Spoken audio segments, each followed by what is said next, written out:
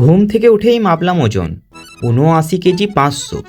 তারপর হেলমেট পরে বেরোতেই দেখি আমার ছেলে আমাকে দেখে হাসছে। শত চেষ্টা করেও গাড়িটি চালু হলো না। কাল রাতে তো চালিয়ে এলাম, রাতের মধ্যেই কি এমন খারাপ হয়ে গেল? কোনোভাবে কাজে তো বেরোতেই হবে, তাই বাধ্য হয়ে হায়দ্র ভাইয়ের গাড়িটি নিয়ে কাজে বেরোলাম। হিরো গ্ল্যামার ভালোই স্মুথ।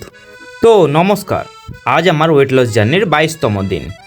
দেখতে দেখতে ৩ সপ্তাহ পেরিয়ে গেল আর আমার ৪.৫ কেজি ওজনও কমে গেল। সেখান থেকে আমি একাই বাড়ি ফিরলাম, কারণ মায়ের একটা গুরুত্বপূর্ণ মিটিং আছে। আজ অনেক দিন পর ব্রিজে একটু দাঁড়ালাম।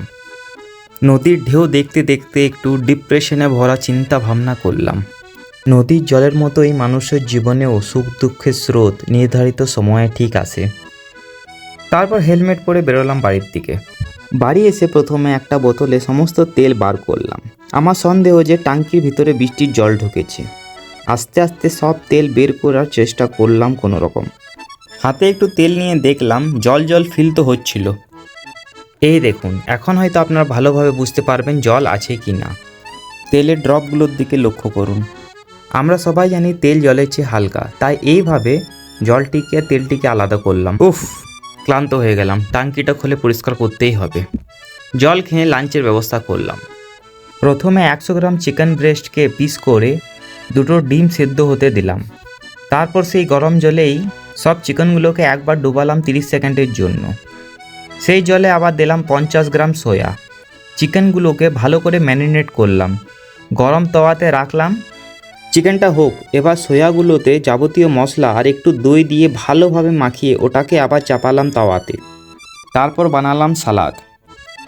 এটাকে বলে হাই প্রোটিন লাঞ্চ। খাবার শেষ করে দেখি আমার ছেলে এই কী অবস্থা। যাক, ভালোই লাগছিল দেখতে। চিন্তা করো না বাবু, আবার চুল গজিয়ে যাবে। কিছুক্ষণ পর খেলাম ১ বোতল জল। তারপর একটু রেস্ট করে সন্ধেবেলায় খেলাম ১ কাপ কফি। আর কালকের ডিউটি হচ্ছে এই গাড়িটি সারানো।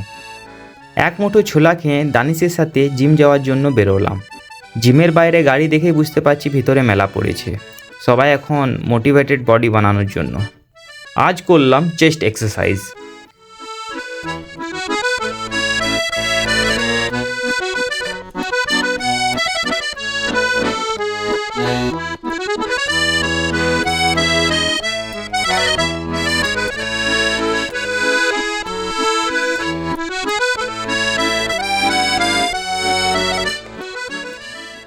আজকের এক্সারসাইজ ঠিকই ছিল মোটামুটি।